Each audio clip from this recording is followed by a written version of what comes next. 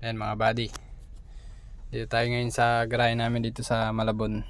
Ayan, bali nakatuwad yung unit natin ngayon at tinanggal yung fan belt dahil madalas tayong maputulan ng fan belt at pinalitan ng tensioner. Ayan, hinihintay na lang natin yung tensioner para matesting natin kung effective ba, kung di na ba tayo mapuputulan ulit ng fan belt. So ayan, ang kasama natin dito si Paren Dominic.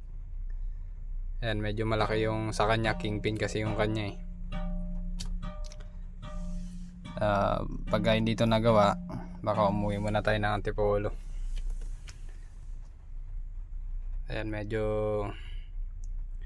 pahapon na rin, so malaman yan mamaya kung talaga magagawa. So waiting na lang tayo sa pyesa natin mga buddy. Ayan, naula naman mga buds, madalas na naman ang kalsada. Ingat tayo sa mga mabiyahe dyan sa labas. Ang daming unit dito mga buddy, oh. Apply na yung mga gustong mag-apply, oh.